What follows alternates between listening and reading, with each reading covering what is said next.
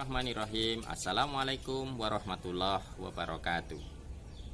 Para mahasiswa dan para pendidik dimanapun Bapak Ibu berada, jumpa kembali dengan saya. Kali ini kita akan membahas tentang analisis judul sebuah tesis dan analisis tentang penulisan latar belakang masalah di bagian pendahuluan. Kita ikuti dengan seksama.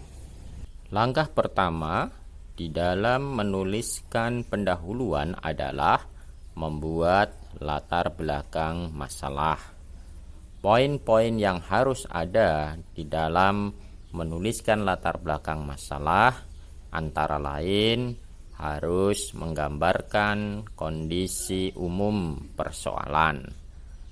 Kemudian juga harus menuangkan tentang harapan atau kondisi ideal yang diharapkan. Di antara gambaran umum persoalan yang terjadi dengan harapan atau kondisi ideal, maka akan memunculkan satu kesenjangan. Nah, kesenjangan inilah yang menjadi fokus ataupun yang nanti akan ditarik menjadi sebuah rumusan permasalahan. Selanjutnya, setelah menuliskan adanya kesenjangan tersebut, sebaiknya paragraf berikutnya diikuti dengan menuliskan solusi alternatif atas persoalan yang bisa memuat nilai baru penelitian ataupun merupakan sebuah inovasi yang memberikan nilai manfaat terhadap masyarakat secara luas, baik pada umumnya ataupun secara khusus di bidang akademik. Selanjutnya bisa diakhiri dengan menuliskan lebih tajam tentang tujuan penelitian ataupun fokus dari penelitian serta kontribusi dan urgensi dari penelitian yang akan dilakukan. Juga tidak menjadi masalah supaya lebih akurat kita bisa menuliskan juga dukungan teori ataupun juga dukungan dari hasil penelitian yang mutakhir dan tentunya relevan dengan persoalan yang sedang dituliskan. Baiklah, kita akan memberikan contoh-contoh dalam penulisan latar belakang masalah. Berangkat dari jenis penelitian kualitatif yang didekati dengan pendekatan studi kasus. Sebagai contoh, kita ambil penelitian tesis dari salah satu perguruan tinggi swasta di kota Surakarta dengan judul Manajemen Kepala Madrasah dalam Meningkatkan Mutu Pendidikan.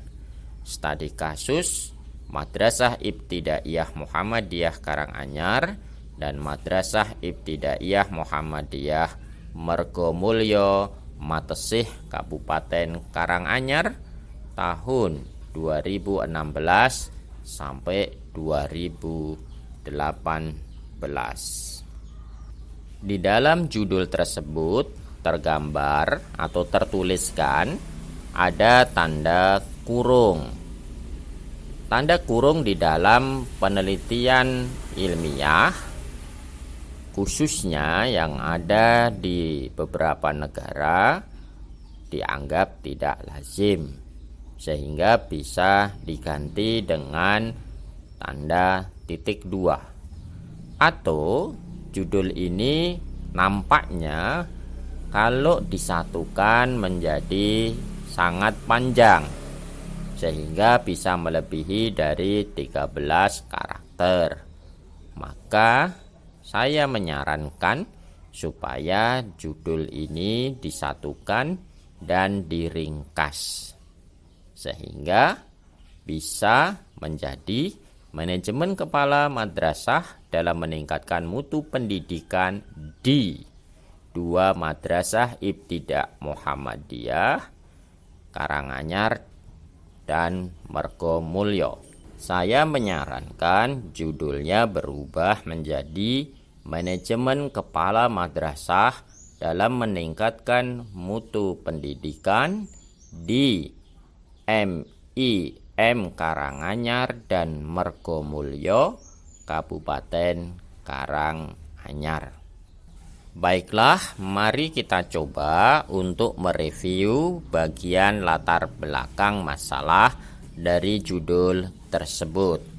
Sebagaimana yang sudah kita sarankan, dalam penulisan latar belakang masalah, seyogyanya dimulai dari menuliskan persoalan yang diangkat. Dalam tesis ini, kelihatan bahwa peneliti mengutip ataupun mengambil sitasi dari penelitian orang lain yang menunjukkan adanya persoalan tentang ketidakberhasilan pemerintah dalam memenuhi harapan ideal pendidikan nasional.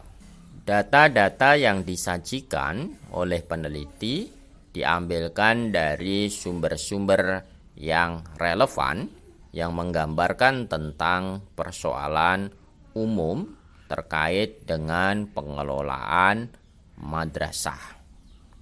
Sebagaimana yang sudah disajikan di dalam tulisan tersebut dari hasil monitoring dan evaluasi Direktorat Jenderal Pendidikan Dasar dan Menengah. Di samping itu, peneliti juga memunculkan data-data primer yang langsung diketahui ataupun diperoleh dari Madrasah Ibtidaiyah Muhammadiyah yang sedang dia teliti. Biasanya data-data primer diperoleh dari observasi secara langsung maupun juga menuliskan dari hasil kajian penelitian orang lain. Setelah menyajikan data-data yang kemudian menghasilkan satu kesenjangan, maka di paragraf selanjutnya peneliti memberikan solusi yang ditawarkan atas munculnya kesenjangan tersebut. Nah, dalam penelitian ini, solusi yang ditawarkan terkait dengan judul adalah model manajemen pemberdayaan madrasah. Nah, solusi yang ditawarkan ini merupakan hasil dari konstruksi teori, itu diperbolehkan, ataupun juga hasil dari sebuah konstruksi pemikiran peneliti setelah melakukan proses telaah dari beberapa macam penelitian yang relevan. Di dalam menyajikan solusi, sebaiknya peneliti harus memberikan argumen yang meyakinkan, misalkan dengan menunjukkan nilai-nilai keunggulan ataupun kelebihan-kelebihan dari solusi yang ditawarkan. Dalam hal ini, solusi yang ditawarkan terkait dengan pemberdayaan, manajemen pemberdayaan madrasah telah diterapkan di Amerika sejak tahun 1970 dengan istilah yang sangat populer adalah school based management ataupun manajemen berbasis sekolah. Peneliti juga memberikan beberapa pertimbangan-pertimbangan kenapa memilih solusi tersebut. Hal ini perlu dituliskan di dalam latar belakang masalah dalam rangka untuk mengantisipasi kalau ditanyakan pada saat ujian tesis, mengapa memilih solusi ini, atau atas dasar pertimbangan apa solusi ini saudara pilih. Setelah semuanya pertimbangan-pertimbangan dituliskan dengan logis dan sistematis, di akhir paragraf peneliti bisa menuliskan tujuan ataupun fokus penelitian dan juga persoalan serta urgensi dari penelitian, yang mana pada bagian ini merupakan sebuah bagian kesimpulan yang sifatnya mengerucut, sehingga pada saat dibentuk pola di dalam penulisan latar belakang masalah akan didapatkan pola piramida terbalik.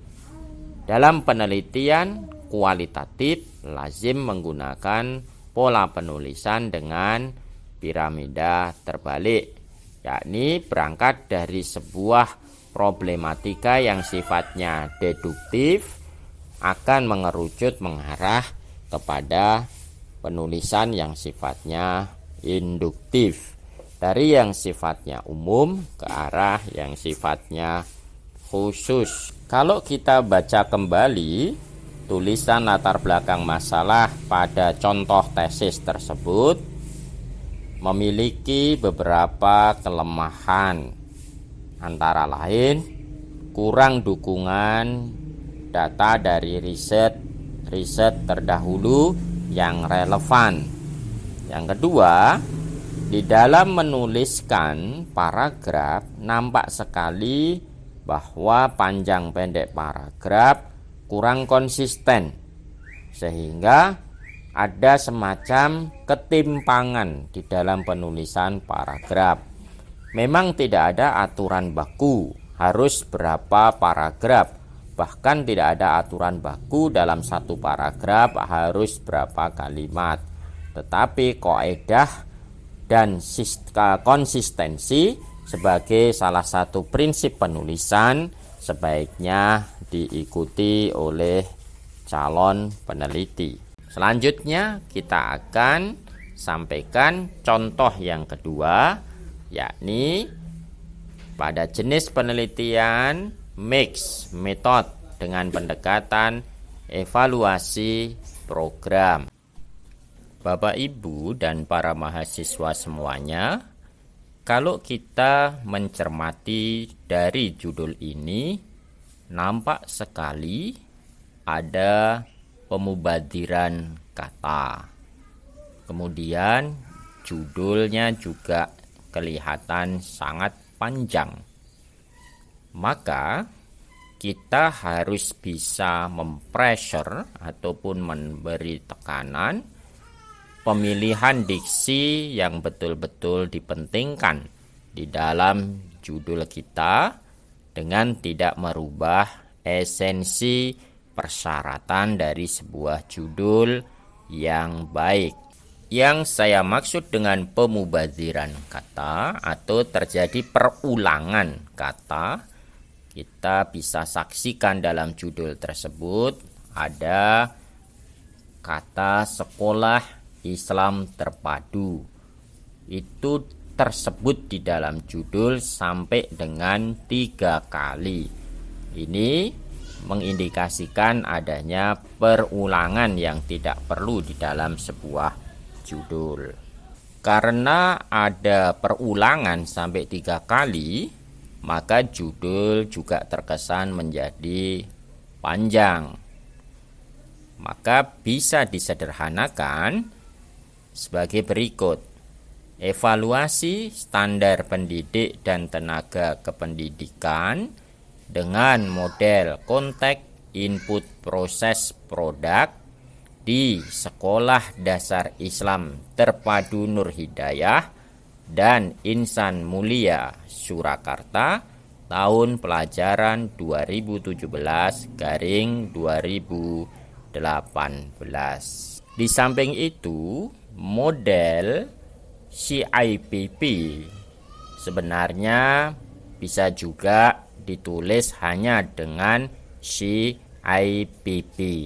Tidak usah dipanjangkan, karena di dalam evaluasi program model CIPP yang ditemukan oleh Sapelbim itu sudah sering digunakan atau sudah menjadi diksi yang lazim yang ada di dunia penelitian evaluasi. Maka tidak akan ada muncul tanda koma di dalam satu judul. Dan itu juga menjadi salah satu aturan kaidah di dalam menulis sebuah judul, dengan tidak menuliskan tanda baca di dalam judul sebuah penelitian.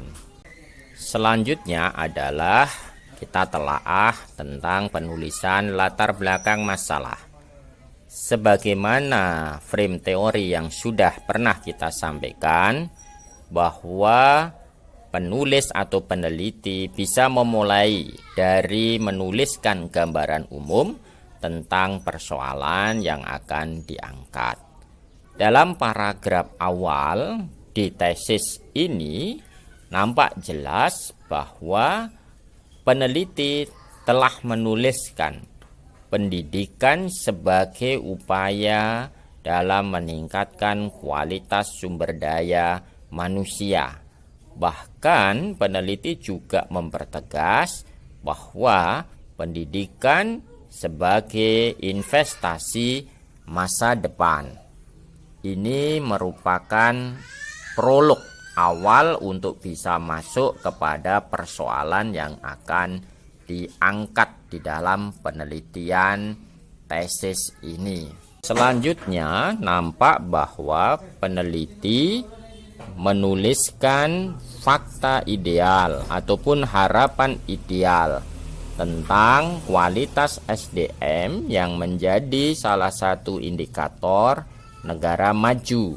Bahkan peneliti juga mengutip sebuah aturan yuridis terkait dengan kualitas SDM sebagai data ataupun harapan ideal yang memang seharusnya ada di satu institusi pendidikan. Jika dibaca dari tulisan di latar belakang, peneliti di dalam tesis ini juga menuliskan harapan dan kebutuhan tentang SDM yang berkualitas dan profesional, juga tentang kebutuhan akan SDM yang berkualitas dari tahun ke tahun. Sepertinya tulisan oleh peneliti tesis ini alurnya belum sistematik, tetapi zigzag. Soalnya tadi di atas dia tidak menyajikan fakta permasalahan, tapi hanya menyajikan tentang fakta global. Ya, kemudian juga harapan ataupun idealnya. Dan di sini lebih menekankan lagi pada harapan akan kebutuhan SDM. Bahkan di dalam paragraf berikutnya, peneliti juga menyajikan satu upaya yang dilakukan untuk memperbaiki kualitas SDM melalui pendidikan. Juga menyiapkan pendidik yang kompeten dan tenaga kependidikan yang berdaya guna. Ini juga masih merupakan sebuah harapan. Nah, nampaknya memang banyak konsep ataupun frame pemikiran dari peneliti ini yang masih dominan akan tentang harapan yang dikehendaki karena dipengaruhi oleh kerangka berpikir teoritis. Kesannya seperti itu. Selanjutnya nampak bahwa peneliti menuliskan fakta ideal ataupun harapan ideal tentang kualitas SDM yang menjadi salah satu indikator negara maju. Bahkan peneliti juga mengutip sebuah aturan yuridis terkait dengan kualitas SDM sebagai data ataupun harapan ideal yang memang seharusnya ada di satu institusi pendidikan. Kemudian dikerucutkan juga bahwa pendidik dan tenaga kependidikan khususnya di sekolah Islam terpadu itu diharapkan atau dituntut mengikuti perkembangan dunia pendidikan. Kemudian juga harus sesuai dengan standar mutu pendidikan dan juga standar mutu tenaga kependidikan yang berlaku di sekolah Islam terpadu. Akhirnya di masing-masing sekolah Islam terpadu itu membuat standarisasi internal. Nah, ini yang kemudian menjadikan hal yang menarik bagi peneliti nampaknya untuk dilakukan evaluasi. Ya, menjadi hal yang urgen dalam sudut pandang peneliti. Kelemahan dalam tulisan di latar belakang nampak sekali peneliti belum menuliskan fakta persoalan terkait dengan rendahnya kualitas sumber daya manusia yang harusnya dia tunjukkan dengan data yang terjadi ataupun yang ada di sekolah Islam terpadu. Mestinya sebelum menuliskan harapan ideal, peneliti sudah memiliki data tentang hasil kinerja SDM di masing-masing satuan pendidikan tersebut. Selanjutnya mari kita telaah contoh yang ketiga dari jenis penelitian kuantitatif dengan pendekatan kuasi eksperimen atau eksperimen semu. Judul yang diajukan dari peneliti adalah efektivitas penggunaan media kartu untuk meningkatkan penguasaan mufrodat dalam memahami teks qiraah bahasa Arab siswa kelas 7 Madrasah Sanawiyah Negeri Paron, Awi, Jawa Timur tahun pelajaran 2015/2016. Di dalam tesis ini kalau penulisan tentang latar belakangnya hampir sama dengan dua tesis contoh yang sebelumnya, sudah diawali dengan gambaran umum permasalahan. Cuman yang ada di sini lebih mengambil kepada teori ya, teori. Jadi ada literasinya tentang arti penting bahasa Arab yang didukung dengan teori yang relevan. Kemudian juga penulis menuliskan juga tentang analisis fakta kaitannya dengan eksistensi dan urgensi bahasa Arab dalam kurikulum PAI. Dia menggunakan dasar bahwa bahasa Arab itu urgen sehingga ada dimasukkan di dalam kurikulum di PAI. Penulis juga menuliskan analisis kesenjangan antara fakta dan harapan idealnya. Harapannya menjadi pembelajar bahasa Arab yang handal. Persoalan yang kerap dijumpai saat pembelajaran bahasa Arab juga penulis ungkapkan. Ini sudah ada di dalam latar belakang. Nah, di samping itu penulis juga sudah memberikan solusi tentang media pembelajaran yang akan digunakan, khususnya pada media pembelajaran kartu. Penulis juga sudah menuliskan tentang karakteristik dan keunggulan dari media kartu. Sekali lagi, nampaknya di sini penulis itu kurang mendapat atau kurang menemukan dukungan riset terdahulu. Bahkan di dalam menyajikan tulisannya panjang pendek paragraf itu juga masih kurang konsisten. Ya, artinya sistematika dalam penulisannya itu juga belum terkontrol. Nah, saya rasa ini menjadi satu pelajaran bagi kita semua yang akan menulis tesis khususnya ataupun melakukan penelitian. Kita harus bisa dalam bahasa Jawa itu manpapan ya, menempatkan posisi menulis paragraf itu ke dalam sajian yang sangat baik dan sajian yang sistemik, runtut dan juga konsisten di dalam tata penulisannya. Bapak, Ibu, dan para mahasiswa yang berbahagia, demikian pembahasan kita tentang analisis judul tesis dan latar belakang masalah di bagian pendahuluan. Sampai bertemu kembali dengan kami. Jangan lupa tetap semangat dan bahagia selalu. Assalamualaikum warahmatullahi wabarakatuh.